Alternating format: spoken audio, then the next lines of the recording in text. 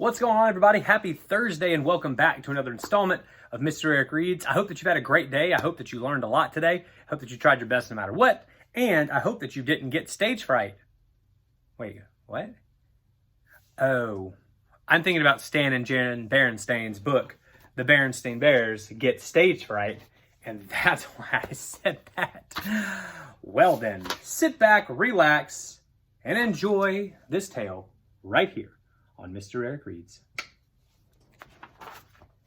On the way to school one day, Sister Bear, Brother Bear, and Cousin Freddie got to talking about an important subject, their teachers. "Teacher Bob is tough but fair," said Freddie, who's in the same class as Brother. Brother agreed.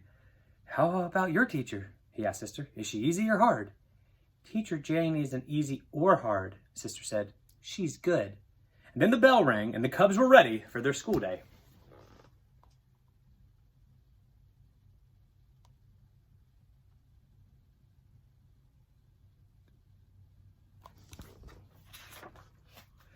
The reason Sister thought Teacher Jane was good was because she made things interesting. When they were learning to add and subtract, Teacher Jane set up a pretend store with play money and a toy cash register. It helped the Cubs learn, and it was fun. When the class was studying words and ideas, they made a poster, and that helped them to learn too. And sometimes in reading class, instead of just reading their books, they acted the stories out. That's what they were doing with Grizzly Stiltskin, the story of an old elf bear who was sure that no one could ever guess his name. Sister Bear was acting out the part of the miller's daughter who becomes a princess and had to spin straw into gold.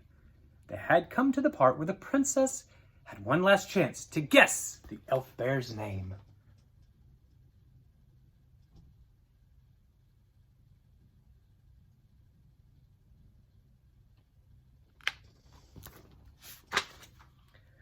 "Ah, good sir," read Sister in a loud, clear voice. "We've come to the end of our guessing game because I say Grizzly Stiltskin is your name." And that's when Grizzly Stiltskin flies into a rage and disappears into a puff of smoke, and the princess lives happily ever after. "Well, that was very good, class," said Teacher Jane. "So good, in fact, that I have a surprise for you. I am in charge of the school play this year, and guess what? The play is going to be Grizzly Stiltskin, and some of you will have parts in it." Then she gave out the parts. One of them had Sister's name on it. What fun! What excitement! Sister was going to be in the school play on the auditorium stage with scenery and costumes and makeup and everything.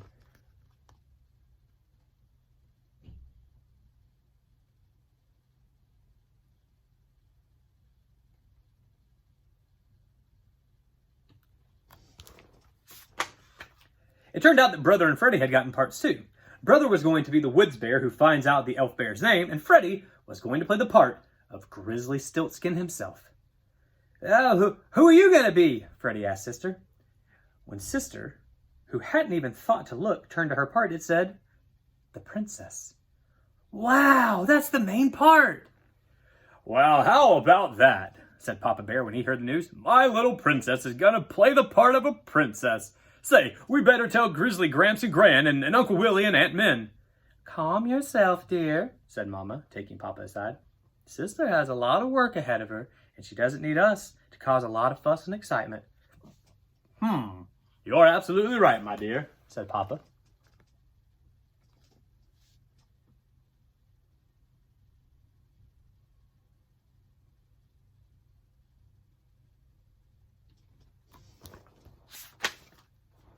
"Yeah, why all the fuss?" said Brother. "It's just a dopey school play. I already know my part." "Hear me, O princess, I was deep in the forest, and this is what I heard. The princess's firstborn shall be mine. If she had guesses 9 times 9, she could not win. This guessing game, 'cause Grizzly Stiltskin is my name." "See," he said, "nothing to it." But Sister wasn't so sure. She was beginning to feel a little nervous about the whole thing.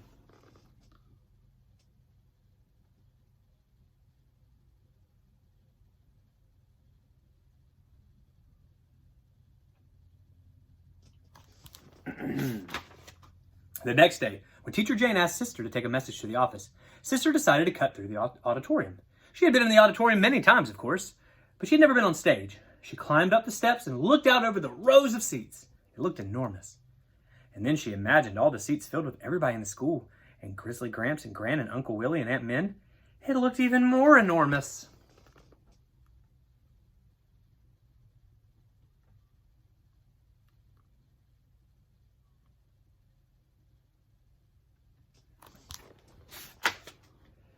"Why the long face?" asked brother on the way home from school. Sister told him she was worried about the play. "Relax. There's nothing to it," he said. "It's a piece of cake. When I can do my part standing on my head. Hey, hear me, oh princess, hear me, oh princess. I can do it hanging from a branch or from inside a hollow log. Oh, hear me, oh princess." Cousin Freddie and the gang thought brother was pretty funny, but sister, she didn't even smile.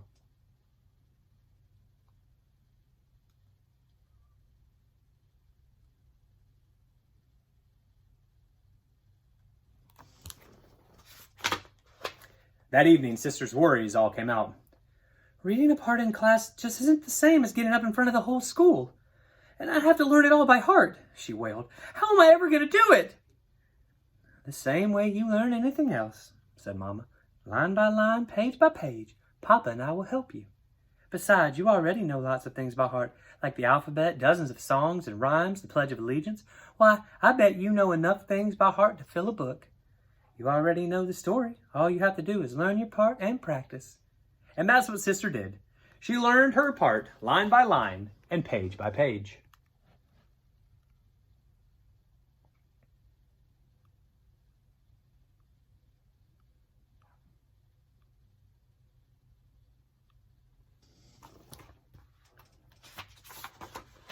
And she practiced. She practiced in a room in front of her toys. "Oh, good Sam." And she practiced in the fields in front of her forest friends. "We've come to the end of our guessing game." And she practiced in front of Mom and Papa. "Because Grizzly Stiltskin is your name." "Ha! Well, that was wonderful, sweetie," said Papa, applauding. "Letter perfect."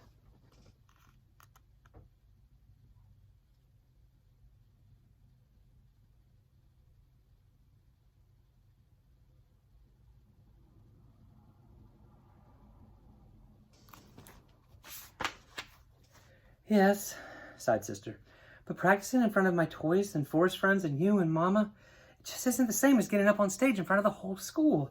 How do I practice for that?" "Well, now, sweetie," said Mama, "there are some things in life you can't practice. You just got to do them." "But what if I get nervous and scared?" she asked. "Oh, but you will," said Mama.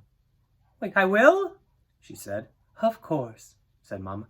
"Everybody gets nervous when they have to perform in front of an audience, even famous opera singers and star athletes. But if you know it's natural and you expect to be a little nervous, it won't really bother you that much, and you'll do yourself proud."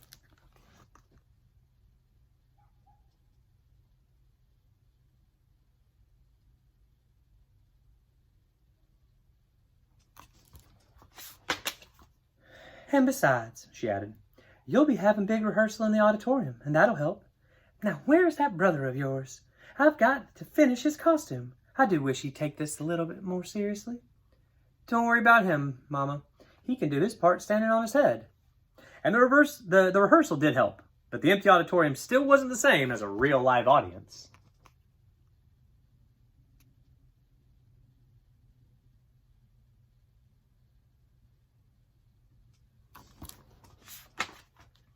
And now, at last, the moment had come. The curtain was opening on Bear Country School's production of Grizzly Stiltskin. And there was sister all alone on the big stage looking out at the whole school. And Grizzly Gramps, and Gran, and Uncle Willie, and Aunt Min. It was a little scary, but it was also very exciting. Then she heard a loud, clear voice saying, "I am the miller's daughter, and woe is me, for my father has told the king I can spin straw into gold, and in truth I cannot." It took her a split second to realize that that voice she heard was her own.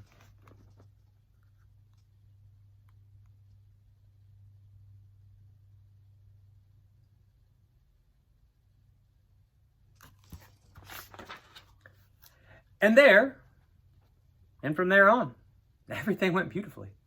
There was one little rough spot near the end when it was time for brother to do his part. He came on stage in a handsome woods bear costume, looked out at the hundreds of eyes staring at him, and completely forgot what he was supposed to say. "I can't remember my lines," he whispered. "Why don't you try standing on your head?" whispered sister. But then she took pity on him and helped him with his lines.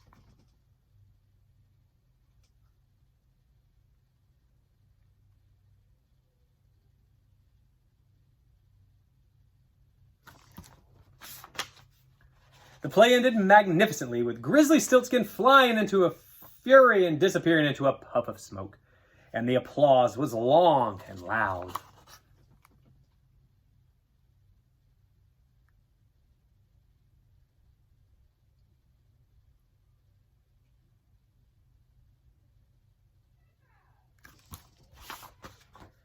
And after the show, Mama and Papa came backstage. "Terrific show," said Papa. "Terrific." "Congratulations on a job well done," said Mama.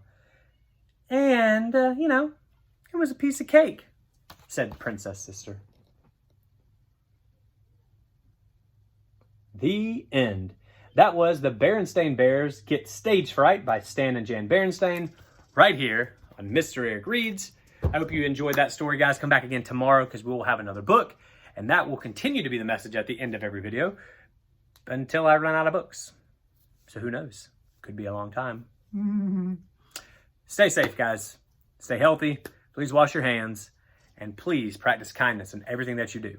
And until our next meeting, I'll see you guys around.